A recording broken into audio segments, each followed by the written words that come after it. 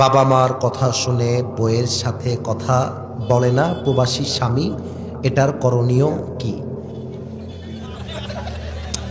হাসলেন কেন? এটা চরম অন্যায়ের কাজ। আমি একটা কথা বলে দেই, এখানে অনেক মুরব্বীরা আছেন, আমার যুবক ভাইয়েরা আছেন। বিয়ের পরে যদি বাপ মায়ের কথা শুনে বউকে তালাক দিয়ে দেন কিংবা বউকে বাদ দিয়ে দেন, এটা আসলে বীর পুরুষের পরিচয় নয়, এটা কাপুরুষের পরিচয়। এর কারণটা একটু ব্যাখ্যা করে দেই। মনে রাখবেন, দুইটা হাড়ি একসাথে লাগলে একটা ধাক্কা আছে না? তো একটা ঘরে যদি শাশুড়ি আর বৌমা একসাথে থাকে, ঝগড়া লাগবে স্বাভাবিক, কিন্তু মাথায় রাখবেন ঝগড়া হলেই তালাক দেওয়ার নাম ভালোবাসা নয়, বরং একসাথে মানিয়ে নেওয়ার নামটাই হচ্ছে আসল ভালোবাসা। এখন প্রবলেমটা কোথায় বোঝার ট্রাই করেন। আপনি যখন বিয়ের পরে বাড়িতে ঢুকবেন, দেখবেন আপনার বউ, আপনাদের এখানে বজলুর রশিদ হুজুর বাড়ি আছে না? মনে পড়ে গেল, হুজুরের একটা ওয়াজে শুনছিলাম যে হুজুর ঘুমাইছিল, ঘুম থেকে উঠে দেখছে তার বইয়ের মুখটা নাকি ট্যাপা মাছের মতো ফুলে আছে। আমার কথা না, হুজুর নিজে ওয়াজে বলছিল। তো হুজুর যখন দেখছে যে তার বইয়ের মুখটা ট্যাপা মাছের মতো ফুলা, হুজুর বলছে, কে গো, তোমার কি হয়েছে? তোমার কি হয়েছে বলো তো? তো বউ বলছে, আপনি কি হুজুর না লুচ্চা? আমার কথা না, এটা হুজুরেরই কথা, আপনারা ফেসবুকে আছে দেখবেন।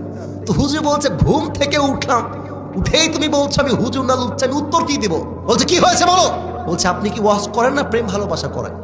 আরে বাবা, কি হয়েছে তাই বলো। তো ফোনটা বের করে বলতেছে, এই দেখো এই মেয়েটা কল দিয়েছে, বলছে এই মেয়েটা তোমাকে ভালোবাসে। তো বলছে, আরে বাবা থামো, আমি কল দিচ্ছি। হুজুর কিন্তু খুব চালাক, আরে বগুড়ার সোল মানেই চালাক। হুজুর মোবাইল ফোনটা বের করে নাম্বারটা বের করে কল দিয়েছে ওই মেয়েকে, যে মেয়েটা কল দিয়েছিল।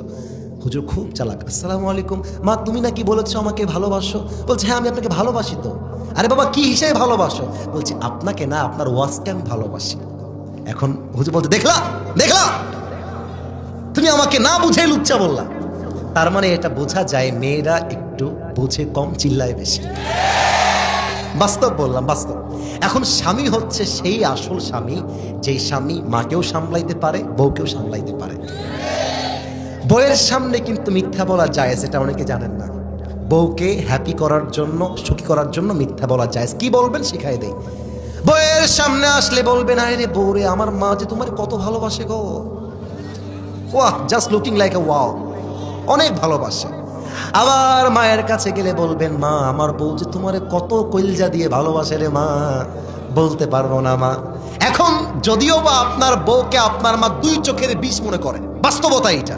আবার অনেক জায়গায় বউ তার শাশুড়িকে দুই চোখে হজম করতে পারে না। বাট স্বামী যখন বলে আমার মা তোমাকে ভালোবাসে, এই কথাটা শুনলে একটা শত্রুও তো মাঝে মাঝে বন্ধু হয়ে যায়, তাই না বলে? এই জন্য মায়ের কথা শুনে বউটার উপরে অত্যাচার কইরো না।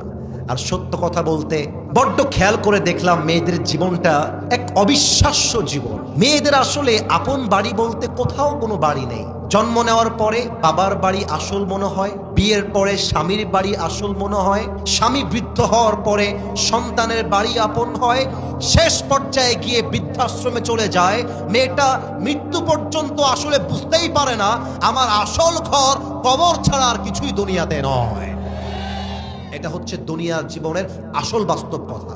এই জন্য যেই স্বামীরা মায়ের কথা শুনে বইয়ের উপরে নির্যাতন করেন, বি কেয়ারফুল, এটার বিচার কিন্তু বড্ড কঠিন হবে। মাথায় রাখবেন, আল যুলমু যুলমাতুন ইয়াউমাল কিয়ামাহ, আপনার করা প্রত্যেকটা জুলুম কিয়ামতের দিন অন্ধকার হয়ে যাবে। এজন্য স্বামীদেরকে বলবো, বাহিরের কথায় শুনে, বাহিরের কথায় কান দিয়ে পরিবারের মধ্যে ঝগড়া লাগাবেন না। আরে মাথায় রাখবেন, বাহিরের লোক বাহিরের লোক, আরে আমার বউ তো আমার কলিজার টুকরা। যুবক ভাইরা ঠিক কিনা বলেন? যুবকরা বউ পায় না, আর আপনারা বউ পেয়ে মূল্য করেন না। ধর আল্লাহ তুমি যুবকদেরকেও দিনদার নেককার মেয়ে পাওয়ার তৌফিক দান করো, পড়া আমিন।